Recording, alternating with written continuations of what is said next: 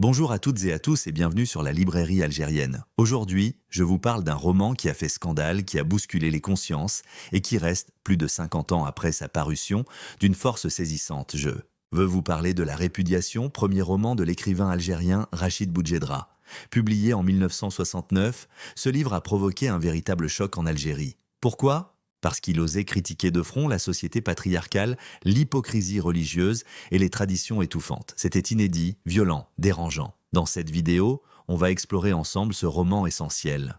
Son intrigue, ses thèmes, son écriture si particulière et pourquoi il résonne encore aujourd'hui.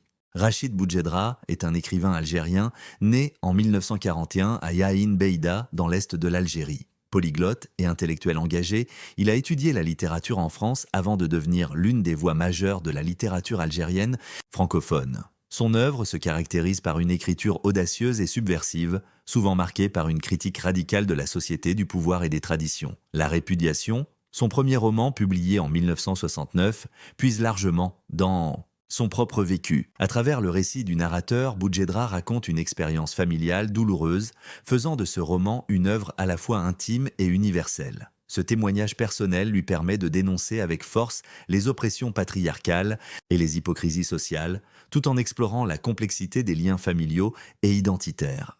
Le roman nous entraîne dans l'univers clos d'une maison algérienne, celle du narrateur, une maison bourgeoise figée dans ses traditions, gouvernée par le père, un homme autoritaire et profondément hypocrite. Le narrateur, lui, est un jeune homme éduqué, tiraillé entre ce monde ancien qu'il rejette et une modernité qu'il peine encore à incarner pleinement. Le récit s'organise autour d'un événement central, la répudiation de sa mère, ce geste brutal, un simple mot prononcé par le père pour renvoyer sa femme sans qu'elle puisse se défendre, révèle toute l'injustice d'un système patriarcal qui nie la dignité des femmes. Mais La Répudiation, ce n'est pas un roman d'action. Il n'y a pas de véritable intrigue au sens classique. Le livre est construit comme un long monologue intérieur. Le narrateur nous livre ses souvenirs, ses réflexions, ses ressentiments. Il plonge dans les méandres de sa mémoire pour comprendre ce qui l'a façonné et ce qu'il cherche à fuir. Tout au long du récit, on découvre le quotidien de cette famille, des repas silencieux, rythmés par des regards de domination, des prières mécaniques,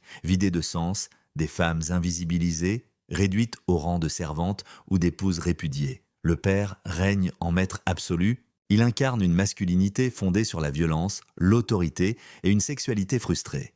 La mère, quant à elle, subit l'humiliation ultime de la répudiation après des années de soumission silencieuse. À travers ce tableau, le narrateur dresse un réquisitoire implacable contre cette société patriarcale, mais aussi contre la lâcheté collective qui permet ce système. On découvre aussi son propre cheminement intérieur, son rejet de ce monde, son désir d'émancipation, mais aussi sa colère, son trouble et cette blessure intime qu'il porte en lui. Ce qui frappe dès les premières pages de La Répudiation, c'est le sentiment de rupture. Rachid Boudjedra ne se contente pas de raconter une histoire familiale.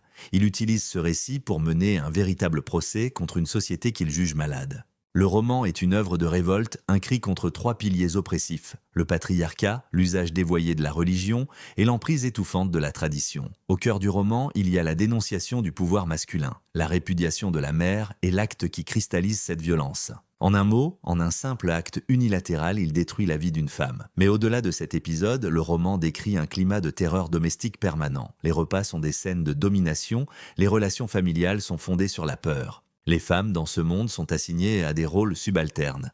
Mère soumise, épouse répudiée, jeune fille en promise. Le corps féminin est l'objet de fantasmes malsains, de contrôle obsessionnel, mais jamais reconnu dans sa dignité. Le père du narrateur incarne ce pouvoir absolu. Il domine sa famille, impose sa loi, traite les femmes comme des objets. Deuxième cible majeure du roman, l'usage de la religion. Boudjedra ne critique pas la foi en soi, mais l'instrumentalisation de la religion par ceux qui cherchent à asseoir leur pouvoir. Dans cette famille, on prie ostensiblement, on respecte scrupuleusement les rites. Mais derrière cette façade de piété, il n'y a que hypocrisie et cruauté. Le père, figure du croyant exemplaire en public, se révèle tyrannique et immoral dans l'intimité. La religion devient une arme de contrôle social.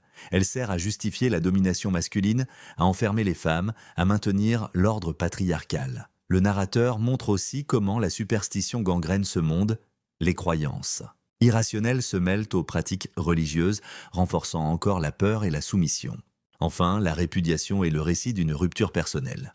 Le narrateur, double de l'auteur, cherche à s'arracher à ce monde qu'il vomit. Son regard est celui d'un jeune intellectuel éduqué, lucide, mais profondément blessé. Il rejette le patriarcat, l'hypocrisie religieuse, la tradition figée, mais cette révolte n'est pas sans douleur. Le roman exprime magistralement cette tension entre le rejet du passé et la difficulté de trouver une voie nouvelle, entre la haine d'un monde injuste et la nostalgie sourde des racines. C'est cette complexité qui donne toute sa force au livre. Le narrateur ne se contente pas de condamner, il cherche à comprendre, à se libérer, à construire une autre identité. En somme, la répudiation, c'est bien plus qu'un récit. Familial, c'est une œuvre de rupture, un manifeste contre l'ordre établi. C'est un roman qui dérange, qui provoque, qui oblige le lecteur à regarder en face des réalités souvent tues, et c'est sans doute cette force subversive qui explique le scandale qu'il a suscité à sa parution. On ne peut pas parler de la répudiation sans évoquer son style, parce que c'est lui aussi qui fait la force et la singularité de ce roman. Quand Rachid Boujedra publie La répudiation en 1969, il ne se contente pas de bousculer les thèmes, il la rompt aussi avec les formes littéraires traditionnelles. Son écriture est un véritable choc esthétique. Il est fasciné par le nouveau roman, ce courant littéraire qui remet en cause la narration classique, le personnage psychologique traditionnel, le récit linéaire. Dans La répudiation, il reprend ses procédés, mais il les adapte à son univers. Résultat, un texte dense, fiévreux, souvent déroutant. Le roman est construit comme un long monologue intérieur. Le narrateur parle, pense, se souvient, sans logique apparente. Les phrases sont longues, parfois interminables. La ponctuation est rare. Il n'y a pas de chapitre clairement découpé. Tout cela crée une sensation de vertige, d'étouffement. C'est une écriture du flux de conscience qui cherche à rendre la pensée en mouvement, dans toute sa complexité.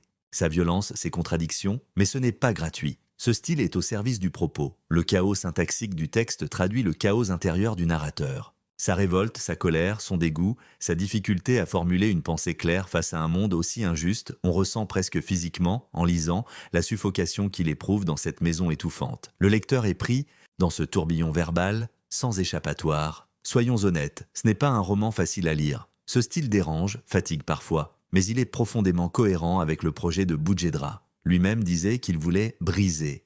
La syntaxe comme on brise les tabous. Son écriture est une écriture de rupture, une écriture de combat, et c'est ce qui donne à La répudiation cette intensité unique, cette force subversive qui continue à impressionner encore aujourd'hui. En somme, le style de Boujedra est bien plus qu'un choix esthétique. C'est l'expression même de sa révolte. Un style à l'image de son propos, radical, sans concession, bouleversant. Quand La répudiation paraît en 1969, c'est un véritable tremblement de terre littéraire. Le roman est publié à Paris, chez De Noël. Et très vite, il provoque un scandale. Pourquoi?